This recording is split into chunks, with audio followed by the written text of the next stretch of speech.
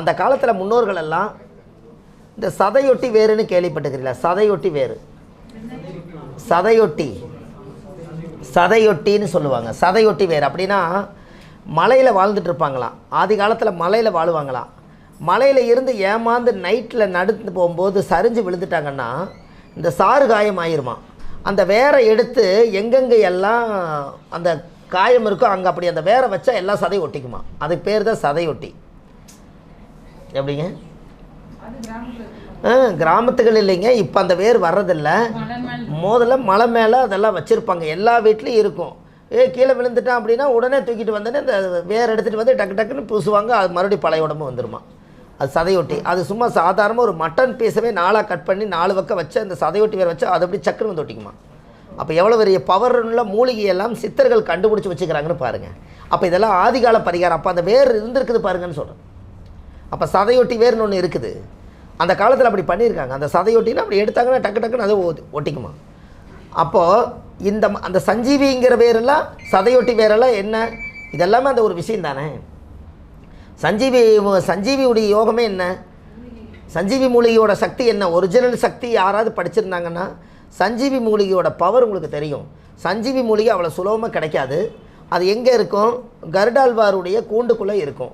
அது என்ன பண்ணுமாமா, அந்த வேரோட மூலிகையை சக்தியை யாராவது தெரிஞ்சு வச்சதுனால அது இரும்பை கட் பண்ணக்கூடிய சக்தி சஞ்சீவி மூலிகை உண்டு. அப்போ அந்த இரும்பை கட் பண்ணால் சஞ்சீவி மூலிகை மட்டும் அந்த பவர் உண்டு. அந்த காலத்தில் இந்த விவரங்களை தெரிஞ்சு அந்த காலத்தில் முன்னோர்கள் என்ன பண்ணிக்கிறாங்க, அந்த கருடாழ்வார் முட்டை வச்சு குஞ்சு பொறிச்சிருமா. இந்த குஞ்சு கொண்டு போய் வளையம் போட்டு விட்ருவாங்களாம். அப்படியே கொஞ்சம் சைலண்ட் போடும், வளையம் போட்டுருவாங்களாம். இந்த வளையத்தை போட்டு விட்டுட்டா இந்த கருடாழ்வார் போய் சிவன்கிட்ட போய் கேட்பாராம், என்னை என் பிள்ளை இப்படி கட்டி போட்டாங்களே, இதுக்கு நீ ஏதாவது ஒரு பரிகாரம் சொல்லு, இல்லாட்டி என் பிள்ளை எப்படி நான் காலு விலங்கு அவுத்து விடுறது அப்படின்னு இந்த கருடால் போய் சிவன்கிட்ட போய் தவம் இருந்து கேட்டுச்சான். அப்படி கேட்கும் பொழுது அது சொல்லிச்சான், நார பறக்காத 48 மடங்கு கம்மாய்க்கு அந்த பக்கம் ஒரு மூலிகை இருக்குது, நீ அந்த மூலிகையை ஞான சக்தியால் நான் சொல்கிறேன், அங்கே போய் அந்த மூலிகையை எடுத்துகிட்டு வந்து உன் பிள்ளையோட அந்த வளையத்து மேலே வை, அந்த இரும்பு கட்டாயின்னு சொல்லிச்சான். அதே மாதிரி தவம் இருந்து தன்னோட பிள்ளையை விட்டுட்டு ஒரு 100-200 கிலோமீட்டர் பறந்து போய் அண்ணன் தண்ணி ஆகாரம் இல்லாமல் அந்த மூலிகை போய் அந்த மண்ணுக்குள்ளே இருந்து அந்த வேரை கொண்டுட்டு ரிட்டன் திரும்பி தன் பிள்ளையை பாதுகாப்பு பண்ணி வச்சு சிவனுக்கு கரெக்டாக கொண்டு வந்து அந்த வளையம் இருக்குது பார்த்தீங்களா, அந்த வளையத்தில் கொண்டு வந்து வேரை வச்சுதான். இந்த வேரை வச்ச உடனே அந்த இரும்பு கட்டாயி போச்சு, அந்த குஞ்சுகள்லாம் பறக்கிற நிலைமைக்கு வந்துருச்சு. அப்போ இது ஏதோ ஒரு சக்தி இருக்குது, இரும்பவே கட் பண்ணுதுன்னா இந்த மூலிகையில் ஒரு பவர் இருக்குதுன்னு. அதனால தான் சாகாத வரம் பெற்ற சஞ்சீவி மூலிகை, சாகாத வரம் வாங்கியிருக்குதான். எல்லா சித்தர்களுக்கும் அந்த சஞ்சீவி மூலிகை பற்றி தெரியும். சப்போஸ் என்னைக்காவது ஒரு நாள் அந்த சஞ்சீவி மூலிகை கிடச்சிதுன்னா அது ஒரு 5 விதமான சோதனைக்கு அது கட்டுப்படும். அதாவது மணலை குமிச்சு வச்சு சஞ்சீவி மூலிகையை நிறுத்தி வச்சிங்கன்னா எந்த பக்கம் நிழல் விழுகாது. எப்படி எங்கேயாவது குச்சி வச்சா நிழல் விழுகணும் இல்லைங்க, விழுகாது. இன்னொன்று பெட்ரோலில் உள்ள முக்கி ஃபயரை பற்ற வச்சிங்கன்னா அந்த பெட்ரோல் மட்டும் எரியும், திரும்பி அந்த மூலிகை எரியாது. அதுக்கு அடுத்தது வாழைப்பட்டையை இப்படி நேராக சேப்பாக வச்சு மேலே வேற வச்சு கீழே தண்ணி ஊற்றுனீங்கன்னா அந்த வேர் எதிர்த்து மேலே போகும், தண்ணி எதிர்த்து மேலே போகும். கண்ணாடியில் போய் வச்சிங்கன்னா அந்த பாதரசம் உறிஞ்சு கீழே விழுந்துடும்.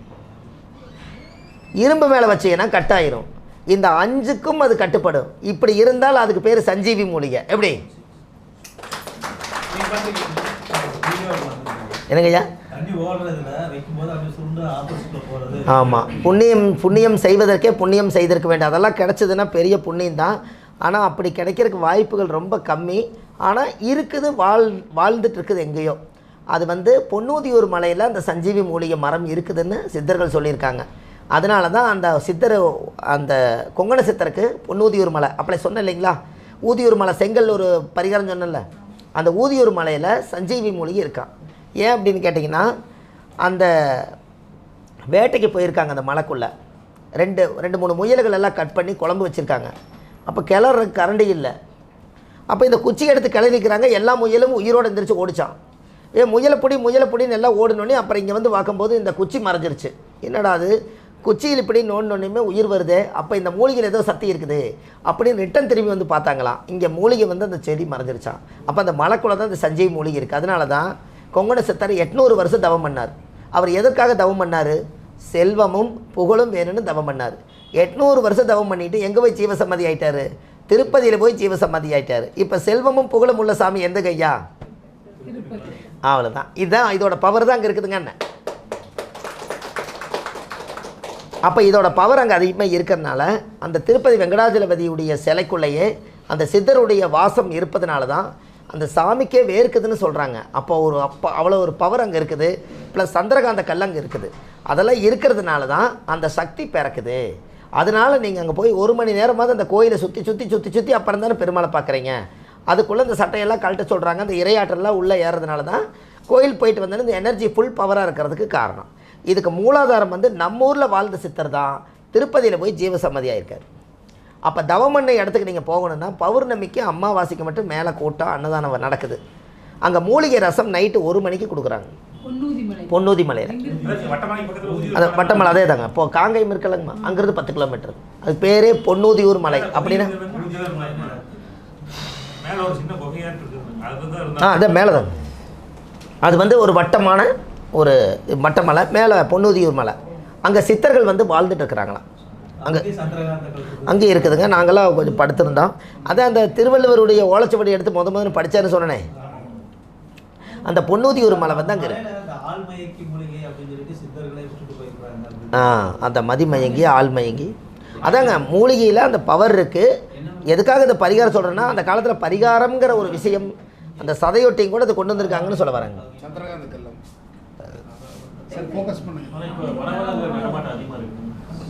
அப்படியே முன்னாடி போகும். அப்படியே முன்னாடி போகும்.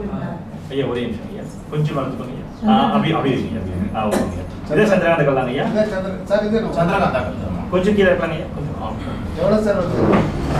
சூப்பர் ஐயா, சூப்பர் போதுங்க. இங்கே கூட கையா கொடுங்க.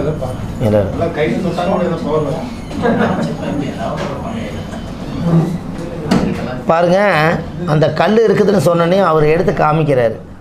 இந்த நேரத்தில் அது வேலை செய்து பாருங்க. சும்மா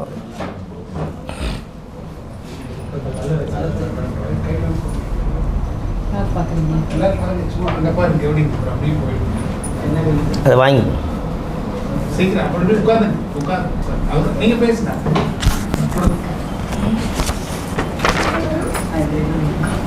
சார் அந்த காலத்தில் சார் அதை கொஞ்சம் ஸ்டாப் பண்ணுங்கள். இது கொஞ்சம் இன்னும் கொஞ்சம் டைம் இருக்குது, பார்த்துக்கலாம் சார். கொஞ்சம் ஸ்டாப் பண்ணுங்கள், அப்படியே ஒன்றா போயிடும்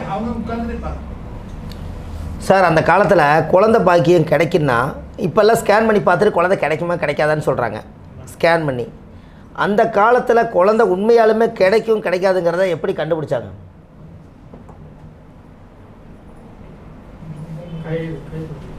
அது நாடி, அது கர்ப்பமான ஜாதக ரீதியாக சின்ன சின்ன பரிகாரத்தினால இந்த குழந்தைக்கு உண்மையாலுமே புள்ள பெக்கிறது. அதாவது குழந்தை இல்லாதவங்களுக்கு பேர் மலடின்னு பட்டம் கொடுத்துட்டாங்க. இது மலடி போ அப்படின்னு சொல்லிடுவாங்களாம். சொன்ன மாதிரியே இருக்குமா?